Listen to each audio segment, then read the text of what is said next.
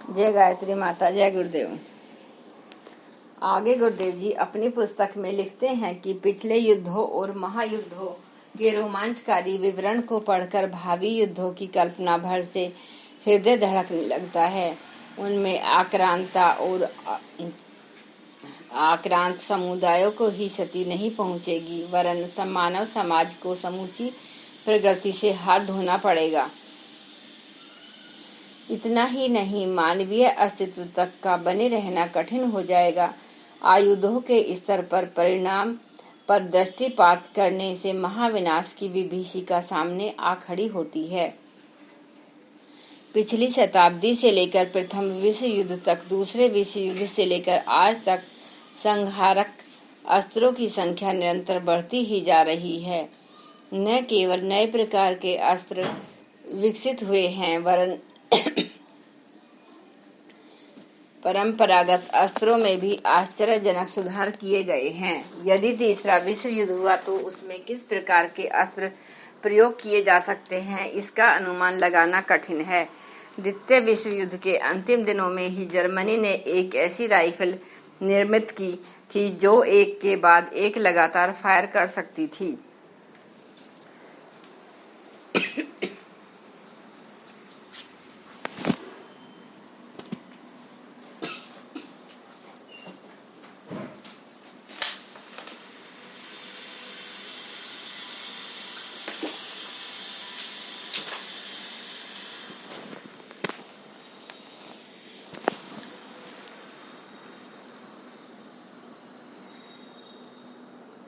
जो एक के बाद एक लगातार फायर कर सकती थी। तब से लेकर अब तक इस प्रकार की राइफलों के नए नए संस्करण एवं स्वरूप सामने आ चुके हैं। परंपरागत राइफल में एक बार में एक ही लक्ष्य पर गोली दागी जा सकती थी, परंतु इन नई राइफलों में धड़ाधड़ गोली दाग सकने की व्यवस्था है। इन नवीन प्रकार की राइफलों में भी अब सुधार किए जा रहे हैं। एक तो यह है कि जब चाहे लगातार फायर कर सके। दूसरा सुधार लक्ष्य पर ही सही निशाना लगा सकने की व्यवस्था में किया गया है, जिससे रात हो या दिन अचूक निशाना लगाया जा सके। इस तरह की राइफलें भी बनाई जा रही हैं, जिनसे परंपरागत गोलियों के स्थान पर पेंसिल के सिरों की मोटाई वाले कंटीले बाणों की वर्षा हुआ करेगी। आगामी समय में यह भी संभावना है कि राइफल की जगह रॉकेट फेंकने वाले यंत्रों की सहायता से प्रत्येक सैनिक छोटे छोटे प्रक्षेपास्त्र दुश्मन पर फेंक सकेगा। एक संभावना यह भी है कि सिपाहियों को लेजर किरणें छोड़ने वाली बंदूकें दी जाएंगी। अभी तक इन बंदूकों के बारे में गल्प साहित्य में ही पढ़ा गया होगा, परंतु वास्तविकता यह है कि ऐसे शस्त्र बनाए जा चुके हैं। प्रचलित आयुधों में तोपखानों का विशेष महत्व रहा है। इधर पिछले एक दशक में अनेक देशों ने ऐसी हल्की एवं प्रभावशाली तोपें विकसित की हैं, जिन्हें बंदूक की तरह सुगमता से उठाकर ले जाना सर्वथा संभव हो गया है। जमीन पर लड़े जाने वाले युद्धों में प्रयुक्त होने वाले आयुधों में टैंकों का विशेष स्थान है। द्वितीय विश्व युद्ध में जर्मनी ने उनका प्रयोग प्रदर्शन करे उनकी उपयोगिता की सत्यता सिद्ध कर दी। अब तो टैंकों का भी बहुत विकास हो चुका है। फ्रांस, ब्रिटेन, रूस, अमेरिका, स्वीडन तथा जर्मनी ने टैंकों के विकास से उल्लेखनीय प्रगति की है। सामान्यतः टैंक बहुत भारी हुआ करते थे और उनका इच्छानुसार उपयोग कठिनता से हो पाता था। जर्मनी ने ऐसे टैंक विकसित किए कि जिनका वजन 40 टन से कम है। इस दिशा में फ्रांस और ब्रिटेन तो और भी आगे निकल गए। इन देशों ने ऐसे टैंक निर्मित किए हैं जो अभी तक प्रकाश में आए टैंकों से सब दृष्टियों में बेहतर तो हैं, वरन उनका भार भी 10 टन से कम है। अधिक विस्मित कर देने वाली बात तो यह है कि अब तक टैंकों पर लंबी लंबी तोपें फिट रहती थीं, किंतु अब उनके अंदर ही तोपें फिट करने की व्यवस्था की जा चुकी है। इसके साथ ही कम ऊंचाई के टैंक भी विकसित किए जा चुके हैं। यह तो लड़ाई में प्रयोग किए जाने वाले परंपरागत हथियारों की बात हुई। विगत 3-4 दशकों में इस क्षेत्र में कल्पनातीत प्रगति हुई। 1950 की मध्य अवधि में आवागमन के क्षेत्र में एक तेज गति से चलने वाला वायुमान बेहतर होवरक्राफ्ट अस्तित्व में पाया। यह अधिक शोर करने वाला, आधा धुआं छोड़ने वाला द्रुतगामी वाहन होता है। विश्व के कई देश वर्तमान होवरक्राफ्ट के ढांचे का परिवर्धन संशोधन करने में लगे हुए हैं। जानकारों का अनुमान है कि गत वर्ष अमेरिका अपनी नौसेना के लिए 160 टन का ऐसा होवरक्राफ्ट तैयार कर चुका है, जो 400 सैनिकों अथवा अन्य युद्ध सामग्री को सैकड़ों हजारों मीलों तक सुगमता से ढो लेता है।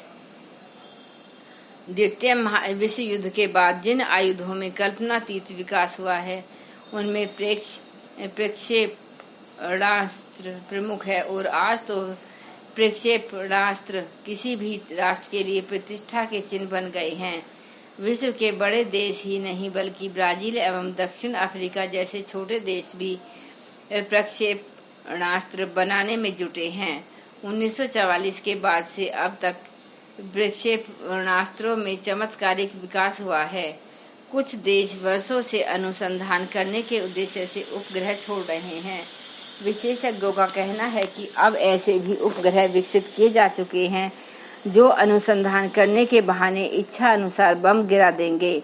इन दिनों रासायनिक युद्धों की चर्चा जोरों पर है, और विशेषकर वियतनाम में अमेरिका द्वारा नापाम बम बरसाने जाने के समय से सबका ध्यान इस ओर आकर्षित हुआ है। प्रथम विश्व युद्ध में अश्रु गैस के अलावा जहरीली गैस तथा नापाम बमों का भी प्रयोग किया गया था। उल्लेखनीय है कि प्रक्षेपास्त्र का प्रयोग किया था। नापाम बम उसी की परिधित संशोधित रूप है। इस प्रकार के 5 लाख टन नापाम बम अब तक के विभिन्न देशों पर गिराए गए हैं।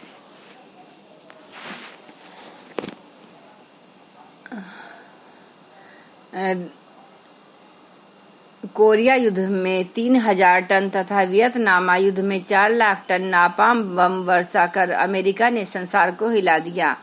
परंपरागत युद्ध का तो मानव जाति को पूरा अनुभव है, परंतु 20वीं शताब्दी में विज्ञान की आशातीत प्रगति ने युद्ध को अब कई नए आयाम दिए हैं। विज्ञान और टेक्नोलॉजी ने जहां मनुष्य के जीवन को सुखमय बनाने के साधन प्रस्तुत किए हैं, वहीं उसकी मौत का घातक सरंजाम भी इकट्ठा कर लिया है।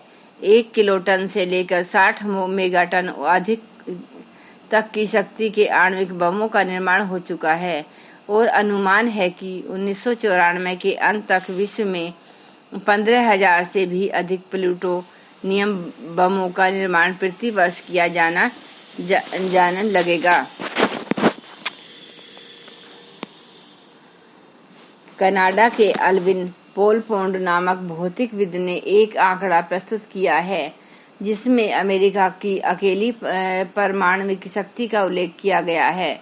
उनका कहना है कि अनुमान करें कि एक बड़े हाल में 1 लाख व्यक्ति एकत्रित हो और प्रत्येक के हाथ में 3 परमाणु बम हो। प्रत्येक बम की मारक क्षमता हिरोशिमा पर गिराए गए बम के बराबर हो। इतनी परमाणविक शक्ति अकेले आज अमेरिका के पास है। अन्य राष्ट्रों की पूरी जानकारी नहीं मिल पाई है, पर अनुमान किया जाता है कि सारे विश्व में परमाणु बम अरबों TNT-1 विनाशक क्षमता के बराबर हैं। यह मात्रा इतनी अधिक है कि संसार की जनसंख्या में से प्रत्येक व्यक्ति को 50,000 बार मारा जा सकता है। इससे बढ़कर विचारशीलता का अभिशाप एवं बुद्धि पर लगा कलंक और क्या हो सकता है। मनुष्य ने अपने को ही 50,000 बार मारने की तैयारी कर ली है।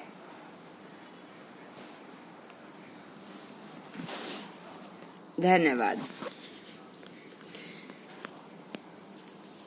गायत्री मंत्र एक बार हमारे साथ साथ। ओम भूर्भुवः स्वः तत्सवितुर्वरेण्यं भर्गो देवस्य धीमहि धियो यो न प्रचोदयात्। जय गुरुदेव, जय माता दी।